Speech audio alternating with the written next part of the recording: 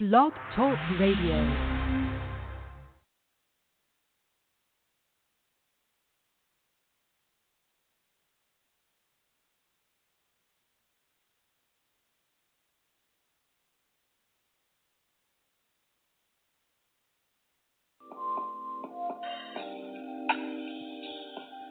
You are live at the Literary Lounge with your host, Destiny D, bringing you the newest and the brightest of the literary world right to your ear hole. Every Saturday from 1 to 2 p.m. Eastern Standard Time. Tune in, listen up, and learn something.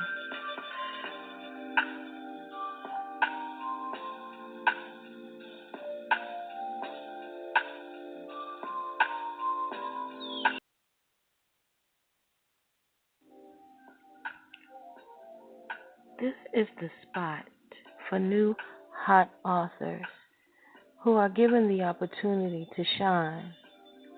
Each Saturday from 1 to 2 p.m.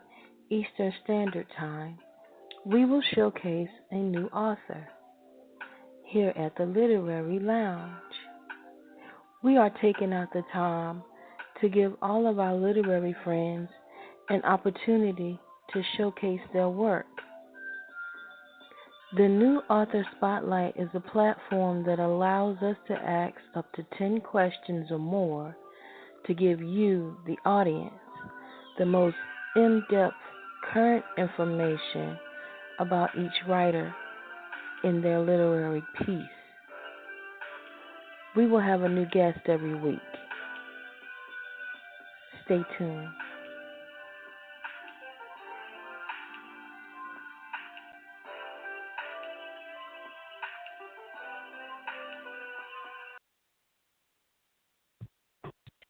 Hey, hey, hey. This is your girl, Destiny D, live on WTLR Radio, and you are tuned in to the Literary Lounge. Today's special guest that we have for today is an author by the name of Thomas J. And today's date is March 30th, 2019, and we are on episode 44. We want to talk a little bit about him, his writing, his new book titled Justified, and also give you an opportunity to ask any questions if you may have any, and also find out a little bit about like his contact information, how we can reach out to him to get a purchase copy of his book, and things of that nature. So we're going to go ahead and get started with this interview today, so let's get him on the line. Hello, Thomas, are you there? Yes. How are you doing, Destiny D? I am well for you. I can't complain. It's a great day. All right, that's great. Now, I have not had the pleasure of talking to you as much as I would like to have. I want to give you the opportunity to introduce yourself to me and as well as the listeners who are tuning in. Okay. Well, I'm author Thomas J. Been writing pretty much all my life, but it hasn't been novels. I switched over from writing screenplays, and so I've already, I live in Virginia. It's just something I love to do, and I found out that I'm great at it, so I'm going to keep it going. Okay. Well, just to ask you a question, what's the difference between writing a screenplay and writing a book? Well, the screenplay, when you're writing a screenplay, you don't have to go as into much detail. It's more you're kind of writing your dialogue, and you paint the picture on the screen, and you just, but it would be left up to the director. So if I'm writing a novel, and someone's walking into the store, I would basically write so and so walks into the store. But if you're writing a novel, you would elaborate, right? Because with more detail. Yeah, it'll be more. Right. But the storylines, you're still going to have the same storylines. That's why many novels get adapted into film, and the storyline will stay the same. Right. Now, have you done that? Have you had books that you converted into those type of screenplays so that people could actually turn them into movies? Have you done that? No, I've written screenplays and I've turned them into films, but I haven't turned one of my novels into a screenplay. Oh, okay.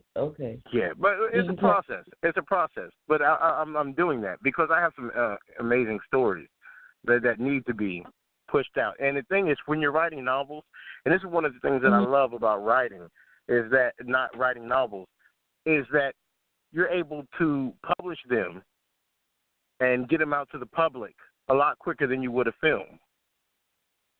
Because when you're writing novels, it's that when you're finished writing a screenplay, then you have to find, you got to get funding, then you got to get cast, and you got to get crew, and then you got to have times and locations, and it'll stretch out longer. When you finally finish your masterpiece novel, and it's edited and it's refined, you're ready to put it out, And your work usually depends on what you do, and not necessarily managing a group of 50 to 100 people for a crew. Right. I understand. Yeah. Okay, so tell us a little bit about your book and how you got the concept for writing it. I'll tell you the truth. With Justified came to me because I was sitting there watching the Trayvon Martin things we've all seen, all the police issues that were happening with people, and all Alton Sterling and Orlando Castile, and these people are getting killed, unarmed, and I said, well, what would happen, and then the police would come back and they say, well, they were scared for their life, right? They said we were scared for our life, and then I said, well, just let me try this. What would happen if a citizen was legitimately, not just saying it, but if they were legitimately scared for their life because an officer is actually out to kill them, and that actually happens, And then many times I had stopped writing, but every time that I stopped writing, this is how I know it was meant for me to write this book, because every time I stopped writing, it happened again. You saw it on TV. It just happened. Every time I opened up a newspaper, it happened again. And that would give me the inspiration to write another 5,000-10,000 words, Yeah. And it's sad. Yeah, it's sad. But it worked. Because when I write from both perspectives. Because I believe, like, when you're looking at, you can't just write from one side, because then it becomes a propaganda piece, what you want to do is have a clear, fair discussion, and you see what I'm saying? Yeah, I get what you. I mean, I didn't mean to laugh or scoff at what you just said, but it's not that way for the other party. You know what I'm saying? Like, no, we actually try to rationalize certain things that happen, or try to say, well, what if, or this could have went this way, but it didn't.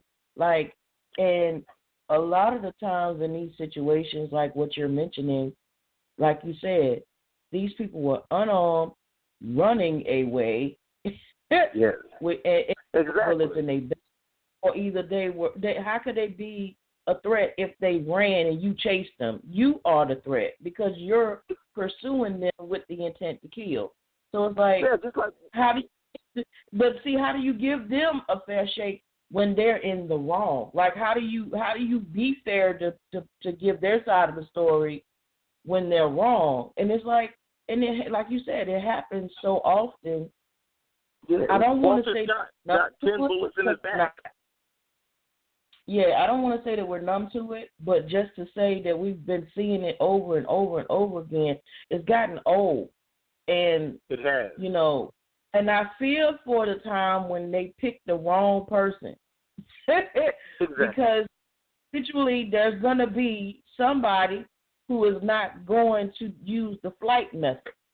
You understand? Exactly. And they're going to feel some type of way because this person is going to honestly and genuinely fight for their life. And if it includes messing them up or hurting them in some aspect of where they can't hurt anybody else, then it's going to be a big piece on the news. Then it's going to be he or she is going not to be the victim. They're going to be the criminal. Exactly. But see, that's always going to be one-sided when they're the potential criminal, and then they're not even getting like reprimanded. Some of the officers that's been involved, I've seen some of the cases. The charges were dropped, or either the person was on paid leave, or either and in the worst cases, and in the worst case scenario, right? You know, I'm so sorry. there's no justification.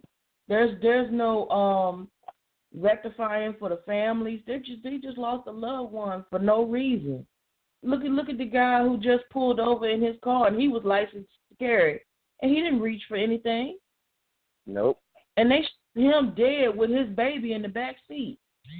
They have no regard as to the human life of us, and that's just point blank. Period. They could kill us. And yeah, they could. And I've noticed that with the president that is in office right now, I'm not gonna say that we have because we didn't approve, but with the one we have in office right now, I have seen more racism on Front Street than it was when Obama was in. Like, there wasn't public hanging, and if it was, we didn't know about it. But they're actually like putting it out there on Front Street. Yeah, and I agree. Man, I agree. I don't understand how all go down like that. Yeah, and I agree. But I also say this, that this police thing has been getting worse. I mean, back in the 90s and stuff, it was police brutality where they pull you aside and they beat you down, like Rodney King, you know. But they wouldn't kill you like that. Not like they do to these days, you know. Right. But either way, just like yeah.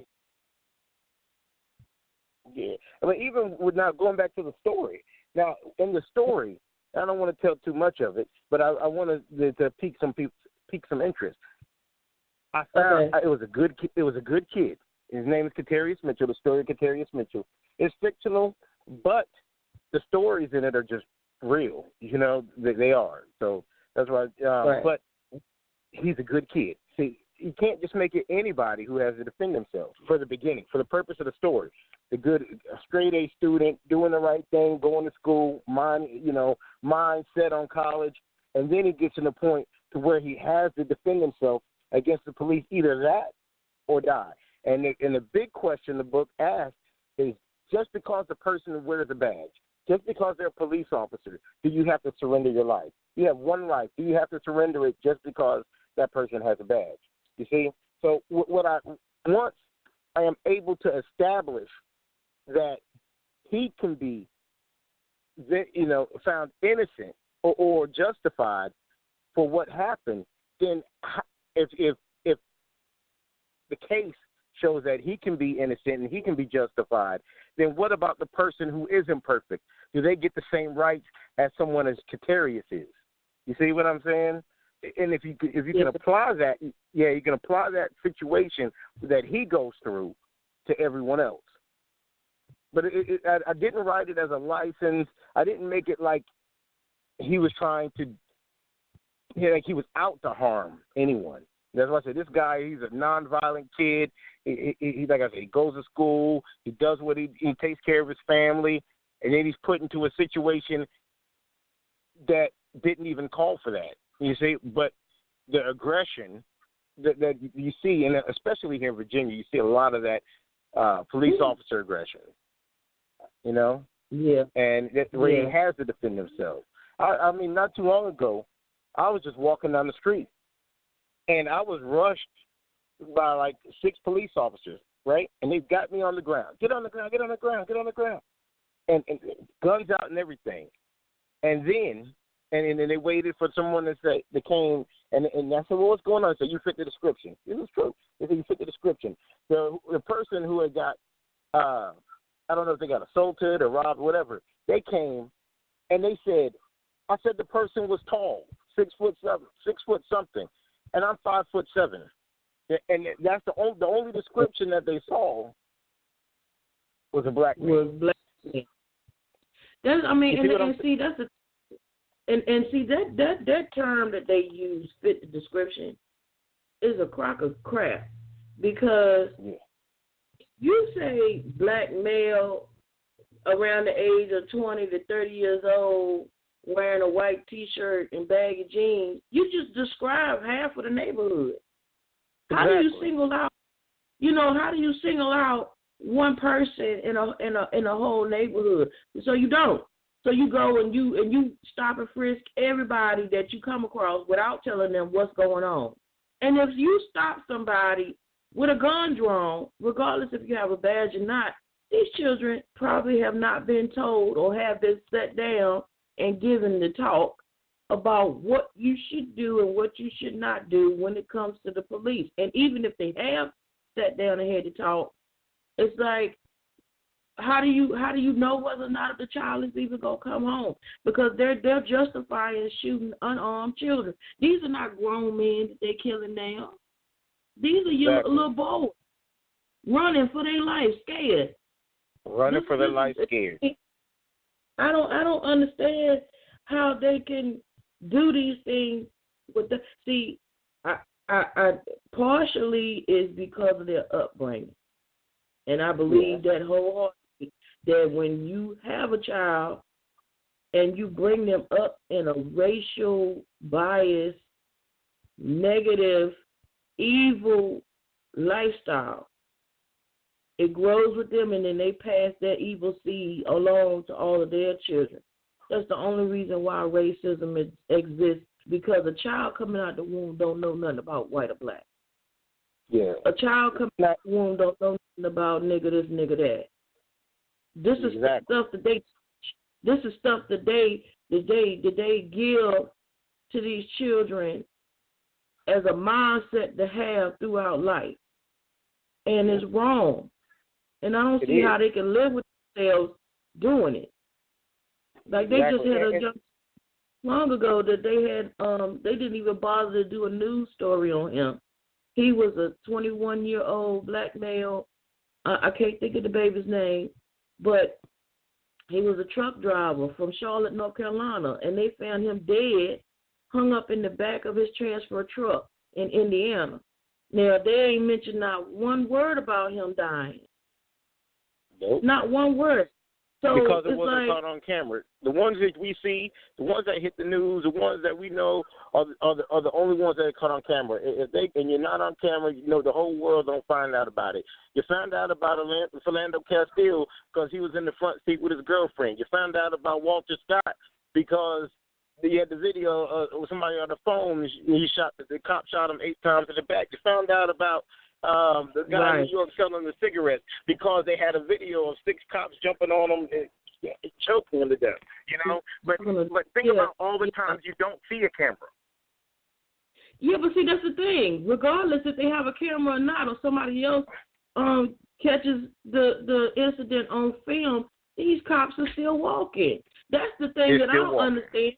At the end of the day, if it was a black officer who did something to a white male and it was on film or off of film, he would be hung. He would be castrated and put in jail quicker than he could blink his eye. Everything is one side. Everything has always been one side. But see, people don't realize that these laws and regulations and things that have been posted and placed from the government, they have never applied to the black, brown, red, or yellow nation. They never have, because they considered us as livestock, and none of those things applied to us. All of those rules and things and red tape and stuff is for them to get out of stuff. It ain't never meant for us. It was never intended for us to see any kind of leeway, any kind of decent life. They intended for everything that they set and put in place to make us go downward than to go upward. They never wanted to see us prosper. Never. And I'll tell you this. They try to sabotage it. even in that back in the book.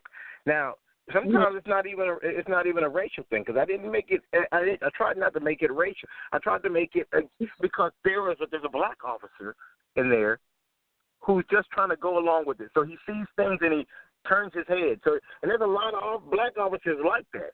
You know, they see things and they just kind of bat an eye, and blind eye.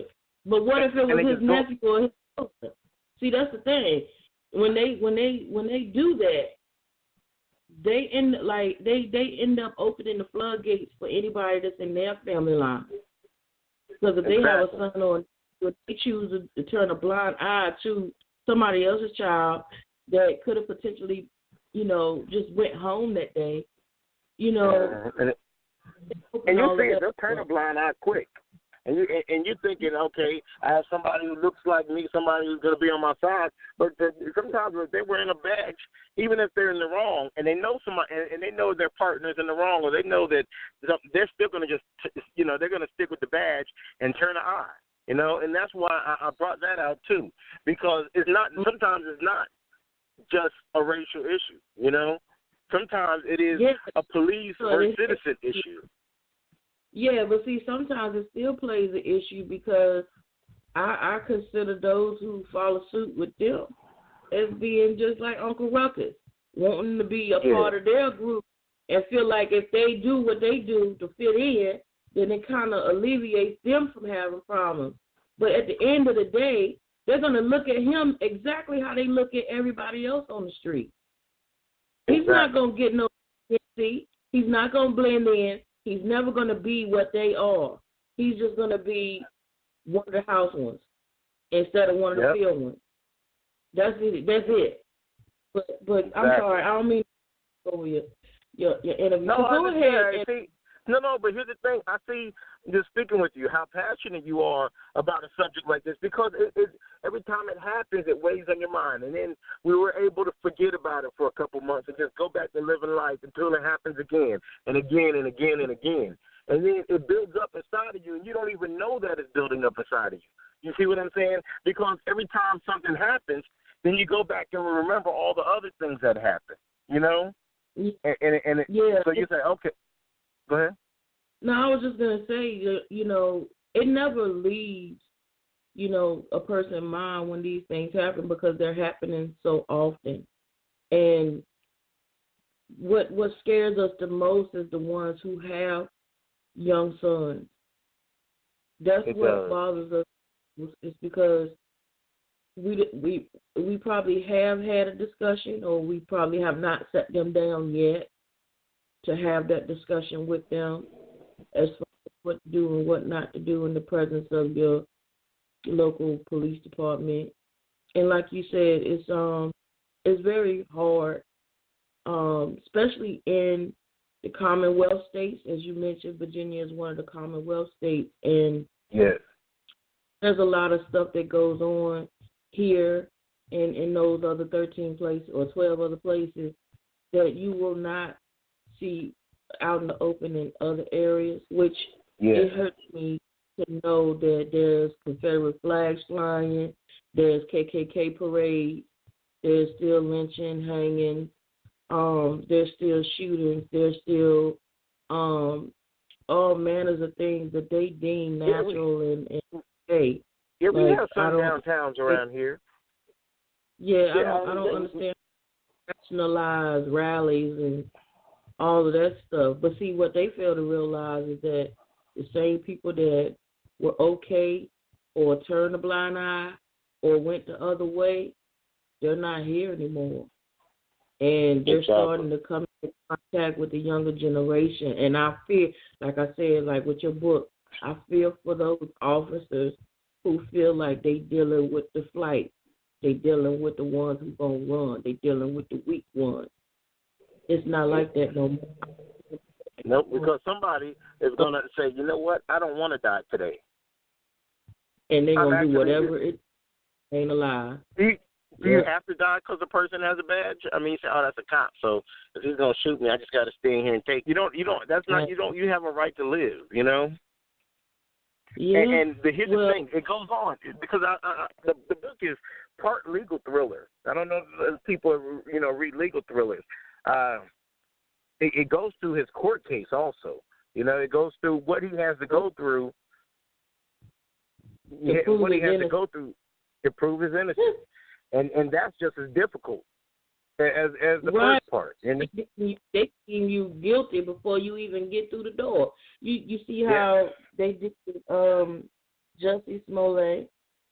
He got attacked, and before he could get to court, they were saying that he orchestrated it. He paid them 2 guys by check and all kinds of stuff. They turned the victim into a criminal. They tried to indict him with 16 different charges for being beat up, which that's crazy because they find you guilty before they find you innocent. And a lot of people are saying if you see what happened with that case, then you blind or you stupid and this and the other. But how many black cases have you seen where the person got off? I mean, even with sufficient or without sufficient evidence, they found something. Look at how they did R. Kelly. Look, they got him locked up, made his bail $160,000, knowing that's all he had in the bank. He posted the bail, got out, and then they turned around and locked him up for $130,000 in child support, knowing he didn't have the money to buy bail. You see what I'm saying? Like they find different ways to set you up. I have countless men that I deal with my inmate outreach program who have been incarcerated for 40, 50, 60 years for a crime they never committed, but they couldn't validate their release because back then they didn't have DNA testing. And so there's a lot of wrong. And I see that they willing to even go and try to charge the dead. Look, they trying to say something about Michael Jackson. He dead. So it's like there's no list they'll go to defame and decharacterize our nation or our men because they're willing to go gay, straight, freak, dead, whatever. They don't care. Anything is open to parameters that they have set. They even getting children now. So if they get you at the older age, they're going to get you with the young. So I feel bad for all of those who fit the description. Yeah, they got Bill Cosby. Yeah. And the crazy thing with Bill was that none of this popped up until he went to go try to buy CBS because he wanted to bring back wholesome black TV shows like A Different World, The Cosby Show, and different things like that show prominent black. And maybe he did it, maybe he didn't. I'm not the judge, but I'll tell you this: you don't wait till the person is 85 years old to bring up stuff from 30, 50 years ago. And you have people out here like the dude that's on 2.5 Men, Charlie Sheen. Now he's diagnosed with AIDS a long time ago. So technically, every woman he sleeps with, that's a murder charge. But he's still he's ankle bracelet for like 6 months. Yeah, he don't care. Even within those 6 months, on all of the murder charges that he got for giving them women AIDS, they gave him. He did a Fiat commercial from the confines of his house. I don't know if you remember that or not, but he still made. That. He did a Fiat commercial where he drove like a Mini Cooper-like car inside the house with the ankle bracelet on. He still made money even on house arrest. That's crazy. And I don't mean like maybe 5 or 6 women. I mean like 30 to 50 women he contracted AIDS to. Wow, that's ridiculous. That's horrible. That's crazy. He's still free. Yep. Did you get a chance to look at the book at all? A little bit? Like, I got some really awesome reviews from some of the people who have read it, because, like, one of my babies said she read your book, and she said even though after she read it, it was so prominent to her that it just stuck in the back of her mind so hard that she could not forget it. I want to get a copy of your book because I want to be able to read it. Most of the babies that I've had on the show, they've given me, some aspect of their book, whether it be like a excerpt or something like that, so I can have an idea of what I'm looking I'm hoping that you'll be able to do that. So with that being said, when was your book released? I just released it the beginning of February. Okay. And how much is it going for, and where can we find it? Well, right now, if you have Kindle Unlimited, it's free on Kindle U. You can do that. If you don't have Kindle U and you're just trying to purchase it just straight off Amazon for as an ebook, it's $3.99. And then if you want the paperback, then it's $12.99. That's it. Okay. Yeah. And it's a great read. It's a good read. It's a lot. It's 80,000 words, but it flows, and you get into the book and you can't put it down. You know, it sounds like a lot, but when you're in a good read that just flows and you can't put it down, it just blows right by. You know, but it stays with you. It's one of those books that once you read it, you will always remember you read it. You know, it's like it's very touching. It's very touching, and it fulfills all. You know, it doesn't leave. There's no cliffhangers. There's no unanswered questions. Everything is fulfilled. Everything is complete. Right.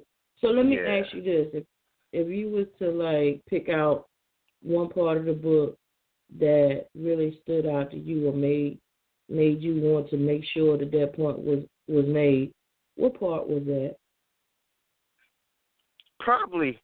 It'd probably be because there's so many parts of the book that I love, but there's probably some parts in the during the court case, probably the final statements. Because here's the reason why. Because the prosecutor is a black woman, and she's relentless. She knows that Katarius was defending himself, but she still has to do her job. But she goes overboard. She doesn't just because she has 100% conviction rate. She wants to convict him anyway. Right. She wants to convict. Yeah. So the closing statements really bring part of what's going on. Is like how you can see it from both sides. How his attorney, who really is really fighting hard for him, right, is a white man. Mm-hmm. You know, he even took the case pro bono. So that just blows the whole racial thing at that part and flips it on his head. You know, it becomes not a non-racial thing. You know, it becomes were the authorities justified or was Katarius justified? You know, and there's so many twists in it that'll pull you in and keep you thinking. Because as soon as you think that, oh, I know where this book is going. Okay, I got it. I understand. I heard about it. Then it turns on you. You know, and it turns on you, and it turns on you in a believable way. You know, you're not saying, oh, that's that. You know, you sometimes you read something, you say, well, that didn't make sense. Why'd they turn it like that? You know, but no, I'm just being serious. You know, I'm not saying anybody because everybody is creative. But I'm just saying sometimes you'll have a twist that really doesn't make sense and is not needed. And then you say, you know, why did it happen? But the twists that are made here really stick with you because it's things that you've seen before. It's things that you've heard before. It's things that it's stories that you can relate to. You know, and you say, oh, wow, that just turned. But you know what? I can see it turning like that, you know? Or I know somebody this happened to where it turned like that. Yeah, well, that's good that you made it very lifelike and very generalized to where people could actually, you know, get into it as far as it being potentially a true story. Because believe it or not, when we do fiction, somebody in the world has had that happen. So that's why you have to like sometimes make that clause at the beginning of the book, that the person's name is fictitious and the incidents or the likeness thereof is not 100 and this is not based on a true story. But if you write solid enough, somebody in the world actually had that story happen to them. And when you make it more real, where things from the real world can be attached to it, then it has the possibility of being true to somebody. And I think that it's a blessing that you touched on that subject because a lot of people have seen it, and that's as far as it went. Like it flashed across the TV screen, they was appalled by it, and then that was it. And then, you have some people that well, it just happened last week. I don't know why you think that it was going to be any different this week. And I think that's part of what they try to do is to make it so normalized that you're not outraged by it and you don't do anything about it. And I feel bad for those who have turned a blind eye and have no intentions of trying to do anything about it. Exactly. I do thank you for putting this information out there, and I really do want to have an opportunity to read your book. I have a strong feeling that I'm all over the place because I'm very passionate about things that deal with us in the forefront as far as what goes on between the judicial system, what goes on between our community, things that happen to our people. So I'm very, very passionate about that. I mean, all the way down from incarceration to domestic violence and things of that nature. So, like, I'm very, very prominent when it comes to those type of issues. And I'm praying that it don't get... No, you're good, and I can't wait for you to read it. And just so if anybody wanted to know how to get straight to the Amazon book page, it's just www.authorthomasj.com. That'll take you right to the book on Amazon. It links directly to the page. So if you're ready to go ahead and download it or something like that, just www.authorthomasj.com. That takes you right there. All right. Well, with that being said, I do that you have some callers that have been listening to your interview. So I want to give them the opportunity to ask a question if they like. Are you up for a live Q? Yeah, okay, so if you are on the line and you are hearing me right now, if you press the number 1 key on your phone, you will indicate to me that you have a question for the author that's on the panel today. And what we'll do is we'll make you live on the air so that you can ask your question. So we're going to pause just for a second to see whether or not if you have a question. As I stated before, if you press the number 1 key, it will indicate to me that you have a question. All right, so we're going to go ahead and go live with this question. Hello. Hi, caller. Can you name and tell us where you're calling from?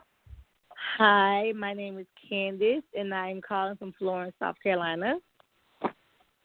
All right. Thank you so much, Miss Candy, for calling in. You can go ahead with your question.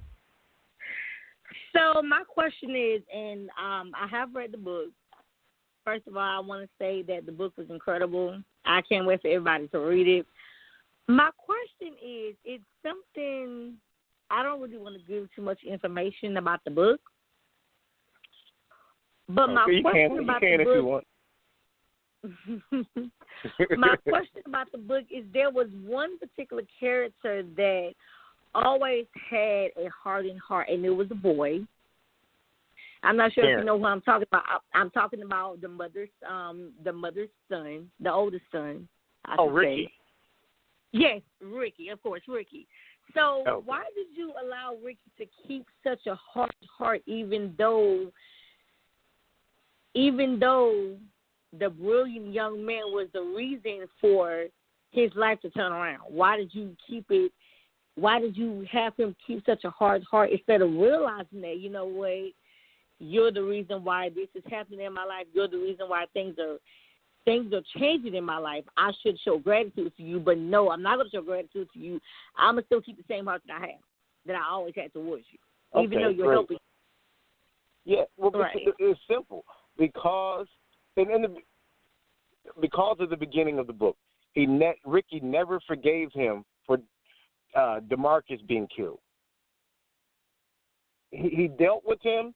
He allowed him. He even went into he even cohabitated with him when before Catarius went to turn himself in. You know, because Ricky was moved back with his mother. You know, after he got out of prison the second time, but even there, he was kind of rude to him. Even before I know everyone hasn't read the book, but just because since you have, even before the news reporter came to help him to facilitate his return, his arrest, even Ricky was kind of rude then. You know, Ricky was rude then, and the end of the court case, especially where his heart was hardened, and he said what he said in court.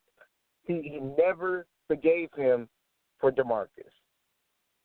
Does that kind of answer? Because DeMarcus was his brother who was accidentally shot in the beginning by Catarius in a tragic gun accident, 2 young children playing with a firearm who shouldn't have, and that's basically what happened. Is that right, Candy? Hello? Yeah, Hello? She's listening. She's listening. Okay, yeah. And because of that, because of his brother getting killed, he kind of held a grudge against him the rest of his life.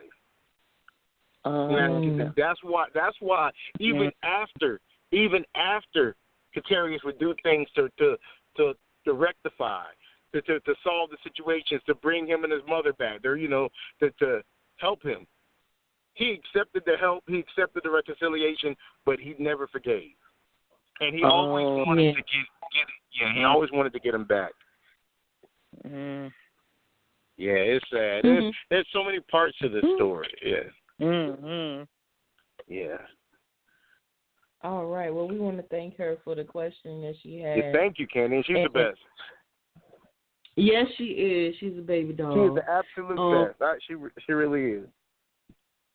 Yeah, and it's funny that you mentioned, a hardened heart, and this incident with the book, and how people can forgive but not forget. But he sounded to be like a character that didn't forgive wholeheartedly.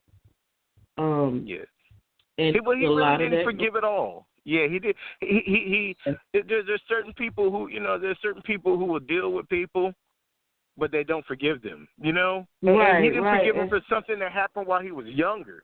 We're talking about two youths, and you see this story all the time, playing with a firearm that they had no business touching, right? And one person gets shot. And then they're like 8 years old, and they're just young, and they're playing with something, one of them gets shot, and he just never forgave him. As a matter of fact, he was the one that instigated the whole incident with Catarius, leading to Catarius shooting the police officer, because when he was about to be arrested, he pointed Catarius out and described him as somebody else on purpose, just so he can get harassed. Oh, wow. So he set him up. Yeah, wow. He set him up. He set him up there. And I'm sorry? Was this his blood brother? Yeah, he had killed his blood. Catarius, and when they were kids, they were actually playing with guns, and Catarius had accidentally shot his blood brother. Oh, so he's not his brother. He's just the older brother to the victim that got shot. Exactly. Okay, so he just saw it as an open window to try to get back at him for killing his little brother, even though it was on accident. Even though it was an accident. And see, Catarius, he never stopped helping the boy's mother. DeMarcus' mother. DeMarcus was his best friend. His mother lost a child, but he stayed there like that was his mother. You see? he grew closer right. to his friend's mother, and growing closer to his friend's mother, they were able to build a stronger relationship that builds that throughout the whole book. Wow. She's there with you from beginning to end. Forgive, because I think that when you have a situation like that, then whoever that had the gun should have been the one responsible, not the children, because they really didn't know what they were playing with, and it shouldn't have been loaded. And guess whose gun it was? It was the older brother's gun. See, he should be the one to blame. He should have a guilt trip because it was his actual gun, and he probably put it up with them looking. Yep, that's how they was probably able to get it. He shouldn't have never had a loaded gun in the house anyway. So you know what? You sound just like Sharice. Sharice is the boy's mother, and she's like, "If you're bringing this into my house, what else? If you're bringing this into my house, what else are you bringing into my house? You're bringing drugs, prescription pills. What are you doing in my house? If you brought a gun into my house?" And his mother didn't speak with. I'm sorry. I mean, yeah, and I guess you could tell that I'm a mama because I would have said the same thing. Why was that gun even in my house? How was the baby able to get to it? You didn't put it up, or if you had it in my home. I could see if it was for protection, you taking care of the household, and it was in a lockbox, or if it was up on a shelf, or it was somewhere where nobody else but you knew where it was, but you left it open and available to two young babies who was in the house. Exactly. You were negligent. And truth be told, he would have got time because it was his weapon. He did get time. See he did get time. That's what the story. But I think how it's supposed to go. When you read this book, just watch. When you or anybody listen, when you read this book, it's going to flow. It's going to pull the thoughts out of your mind. It's going to pull the thoughts. You're going to think about it. You say, what's happening here? This is what would happen. You say, oh, okay. All right, I'm putting the cart before the horse. This is what happened. Mm-hmm. Yeah. So I really believe you're going to enjoy it. I really do. And I believe anybody out there who's listening or will listen to this in the future, they're really going to enjoy it. Give it a chance. Sometimes, people get into reading a certain type of book, and they say, "Oh, these are the type of books I like. I don't know if I like anything." Open your mind. We're readers, we're writers. Let's read and write different things. Sometimes, read this. You're gonna love it. It's gonna keep your attention, and the story's gonna flow. Right. Now, just before we get out of here, I want to be able to give you an opportunity to tell anybody, your contact information. Where can they find you as far as, on your social media, your website, and all that good stuff. So give all that information out right quick. Okay. Basically, author Thomas J. You can find me either on Facebook as author Thomas J. or author Thomas J. on Instagram, and if you follow authorthomasj.com, then it's going to take you directly. That's a link that takes you directly to the Amazon page, and also on the Amazon page, you can look at the about me and learn about the author. Where you can also see the book trailer for Justified. I did see the book trailer, so do give me some brownie points for the book trailer. So you did? Yes, I did. Oh, okay, great. He does easily. I did that myself. That's good. I might need to connect with you after the show to see if I can get you to do one for me. Okay. Yeah. So if you do that for others, please hit me up after the show. Because I would definitely love to with you about that. Also, do you have background? Oh yeah. I got you now. I'm gonna be all up in your inbox in a few minutes. I do to see if you have any events or anything in the near future you know about. Do you have any book signings coming up or any events that you should be able to be seen? You said, do I have any events? Yeah, book signing, it's saying, Well, I do plan on going to the Kickback in Atlanta and getting a table out there. What is that, in June, July? But I plan on doing that, and I'll be able to. You'll be able to meet me. I'll be able to meet you and sign some books, and that's what I have planned for right now. But I'm sure there'll be plenty of opportunities. The local bookstores in Virginia, I've been setting things up for those also, for book signings. Okay. And I can give you updates on that. What part of Virginia are you in? You at the beach? You out there in the Seven Cities? I'm in the Newport News, in the Seven Cities. I figured that's what that 7 was. Oh, really? Okay. Are you in Virginia also? Yeah, I'm in the 434. I'm in the sticks. I'm way down in the jungle deep. all the way west, right? I'm literally like at the line of state line. Like I could throw a rock over the line pretty much. Okay. I'm probably about like an hour and a half south of Richmond, maybe 3 hours from the beach. Okay, that's not too bad. Not too bad. Right around it's the all right. Yeah, it's all right. Come out there and do some book signings or something like that. Set something up for some of those bookstores out there too. Yeah, I'm hoping that in the near future, the Most High will provide a building for me to get a hold of where I could actually have some of the writers that I know have their books like on consignment or something like that within the storefront. That way, if people want to get really nice books and stuff like that, we can set it up where, some books can be shipped out and delivered, and then we can sell them on site and stuff like that, because there is no bookstore where I'm at, like, at all. Oh, wow. Like, there's a lot where they check stuff out, but there's no bookstore, period. Oh, okay. So I think that it's something great for me to bring to the area, and prayerfully it'll go good where we'll be able to, like, have everybody's books out and, available to the public. And I'm praying for that before the end of the year is out. Yes. So, well, thank you. Yeah, so I definitely like that. I think that'll help a lot of authors. There's a lot of incredible authors. I mean, there's just a lot of incredible authors out there, and they need an outlet too, Yeah, and I try to provide that. That'll be helpful.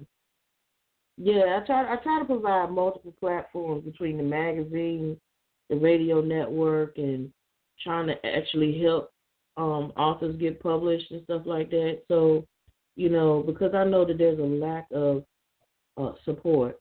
So whatever I can do for the Black writer, I try to do it. Actually, Candy is one of my babies. I published Candy her book. is the most awesome person. Yeah, and also I just tell people to look up her book also. Her book is awesome. I'm gonna tell you this because I just stay so busy because I work as a foreman in the warehouse and everything. And what I had initially set out to do when I first downloaded her book, I was gonna, you know how sometimes when you don't have the time but you want to support an author, you download, you swipe, and then just they give them a read. I downloaded it.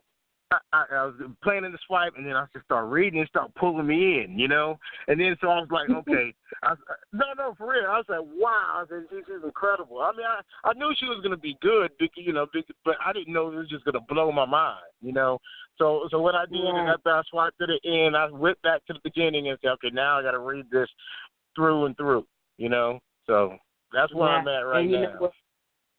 We should definitely swap books. You got to check out my book, The Bank Heist, that just dropped. And The Bank Heist. Oh yeah. I have Kindle Unlimited too, so I'll be. Okay. I think Send me your link. Yeah, I think I did a free swipe on yours because I just wanted to show love and support, so I got the book and I swiped to the end to give you the credit. But I will go back. We'll read it. Oh, and I just want to put this out there for anybody who does swipe and give people credit, right? Just because sometimes a lot of people don't know this. Some people just swipe fast as they can. If it does not give you the opportunity to give feedback on the end, then you swipe too fast. That's another thing. So if you're swiping and it just says the end, you're done, and you take a screenshot, whatever. If it does not give you the opportunity, you might need to swipe just a little bit slower. Amazon's getting a little smarter on that. So some people are getting these swipes and they're not getting credit for it. Oh, okay, I got you. Yeah, so I just want to let some people know that, some people don't. It's just extra information, And then when you get to the end of the book, if you swipe just a little slower, then you'll see it'll say, "Do you want to leave a review?" Right. Okay. Well, that's good to know. I'm glad you mentioned that. Now, with that being said, with us only having about 3 minutes left, do you have any closing statements or anything that you would like to say before we go? Basically, not really, but I just wanted to, invite everyone else to read the book Justified. And I have a couple books coming out very shortly. I have a children's book entitled Hunter. We're midway through the illustrations on that. That's going to be that teaches nice lessons. I have a thriller book coming out, and then I have a romance. So it's going to be really, but thank you. All right. Well, I do want to thank you for being on the show today. I really do appreciate you and your writing style and what you brought to the table, and I really do intend on reading your book. And like I said on every show, without you as being the guest, we wouldn't even have a show. But I'm glad that you were able to take out the time to be on the show with us today, and I really do thank appreciate you, Destiny it. All right. All right, take care. It. And you have a great day. All right. Thank you, sweetie. All right. Bye. All right.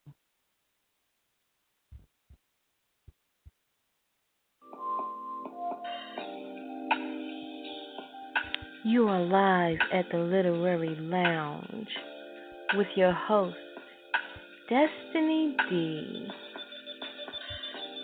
bringing you the newest and the brightest of the literary world right to your ear hole. Every Saturday from 1 to 2 p.m. Eastern Standard Time.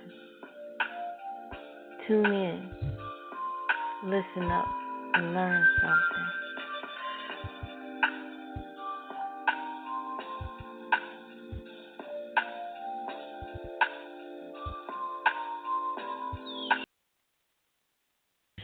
All right, guys. Today we have a situation where we're going to have multiple authors on the show today. So what we're going to do is we're going to close out this show for author Thomas J. And then we're going to be with a sister by the name of Cedra Owen. So you guys stay tuned and stay locked. If you're calling in, just be ready to call back in for her show, okay? So we'll see you in a little bit.